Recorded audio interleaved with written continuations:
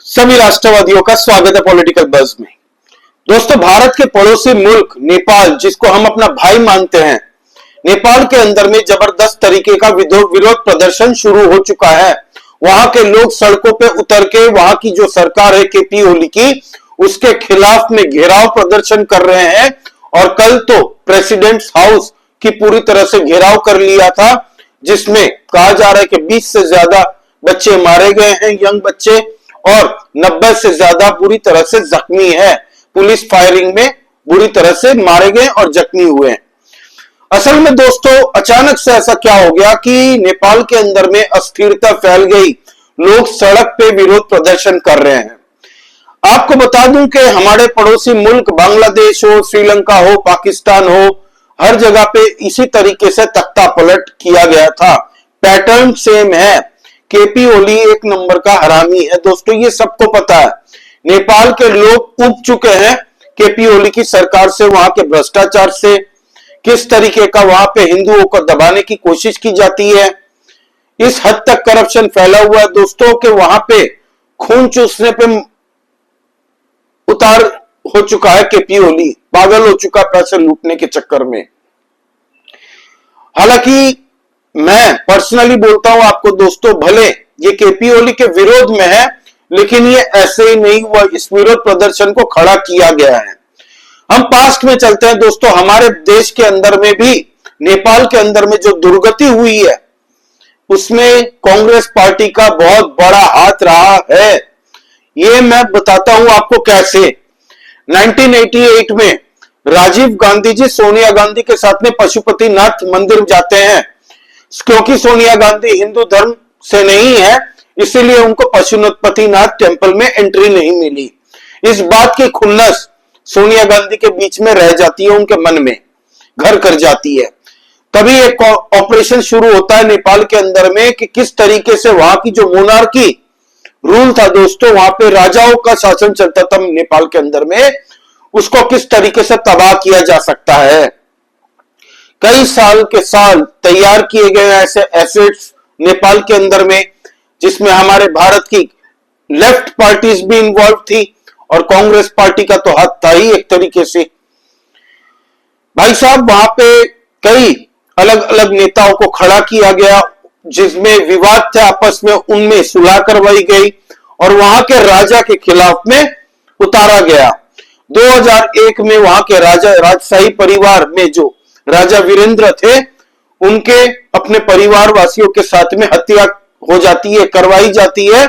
लेकिन उसके पीछे एक नई कहानी गढ़ी जाती है कि उनके ही बेटे ने उनपे गोली चलाई, जबकि नेपाल के लोग ये मानते ही नहीं है कि ऐसा कुछ हुआ है, सच्चाई छुपाई जा रही है।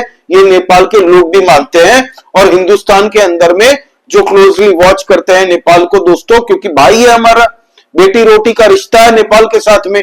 हमारे नेपाल के भाई बहन यहाँ पे आके भारत में काम करते हैं, कोई दिक्कत नहीं है, वीजा फ्री एंट्री है एक दूसरे के लिए बॉर्डर पे। लेकिन जिस तरीके का काम कांग्रेस की सरकार ने उस वक्त किया था, फिर 2006 में, उसके बाद में जब राजा वीरेंद्र की मौत हुई, तब उनके छोटे भाई राजा ज्ञानेंद्र सत्ता संभाल रहे थे।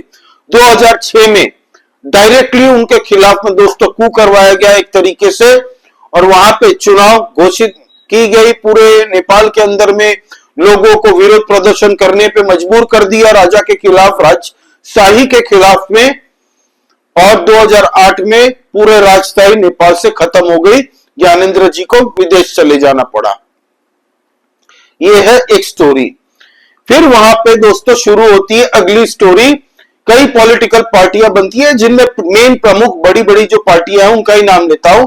नेपाल कम्युनिस्ट पार्टी का दो फ्रंट है, एक यूनाइटेड मार्क्सिस्ट लेनिनिस्ट और एक दूसरी एक पार्टी है। तीसरी जो पार्टी है नेपाल कांग्रेस। अब इन लोगों के बीच में क्या होता पता है आपको? वो बोलते हैं ना, शेयर द सफल।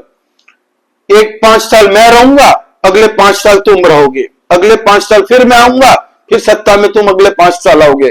तो ऐसे रोटेटिंग करते रहते हैं ये पावर को। कभी भी वहां पे, जो कि नेपाल एक हिंदू राष्ट्र हुआ करता था, उसको एक सेक्युलर राष्ट्र घोषित कर दिया।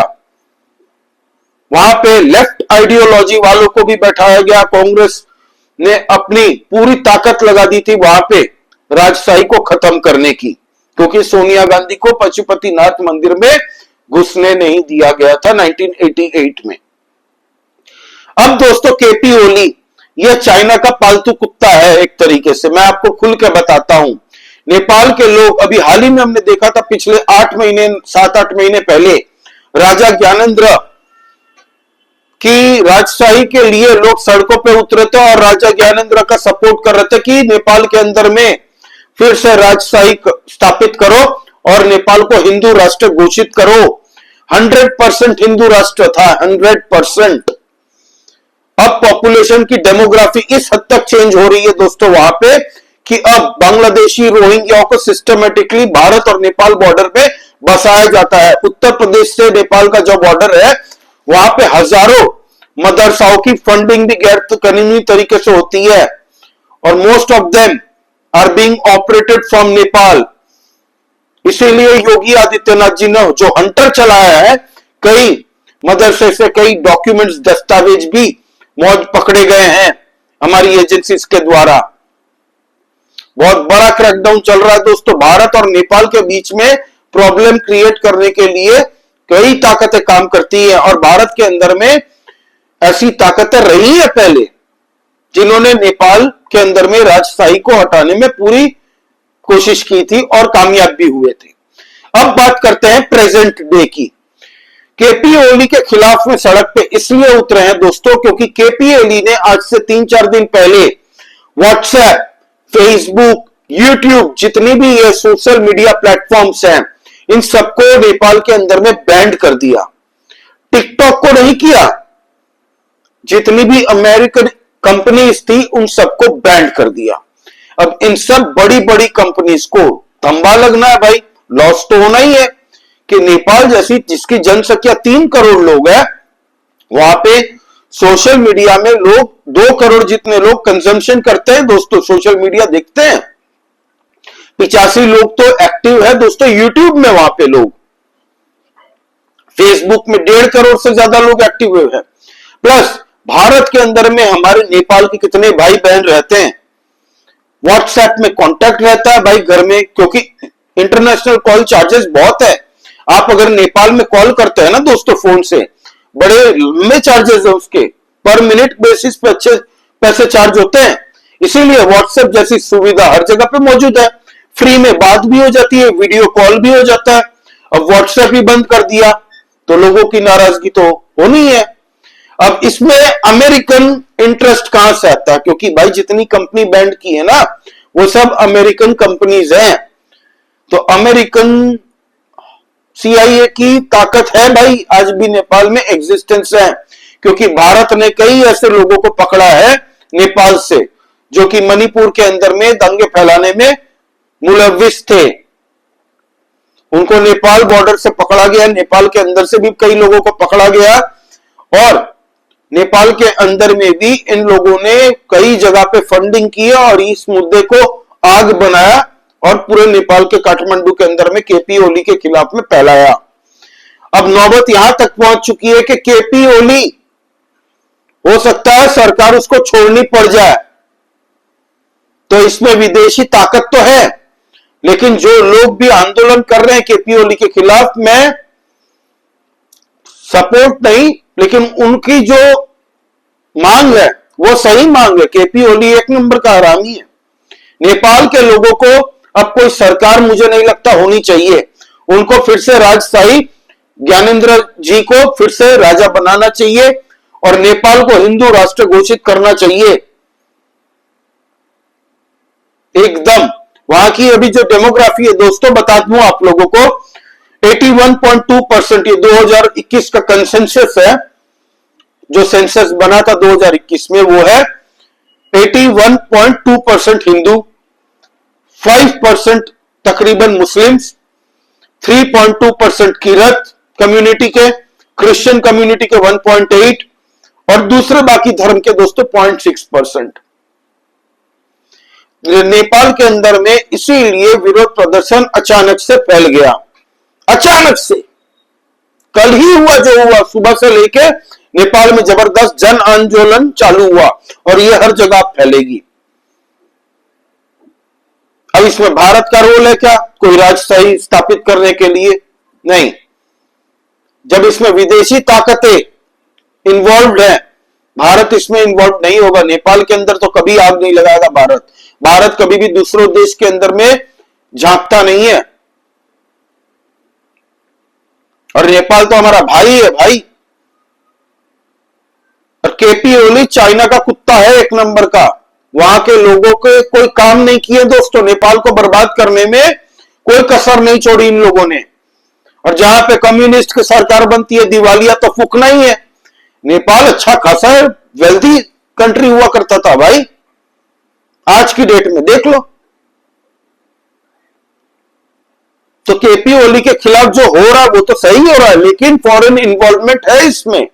अमेरिकन कंपनीज को बंद कर दिया तो अमेरिका का इंटरेस्ट तो होगा ही, फंडिंग भी मुहैया होगी। ये आने वाले टाइम में हमें और जैसे जैसे खुलासे होंगे वैसे वैसे पता चलेगा कि ये एक तरीके से एक्सपेरिमेंट भी है।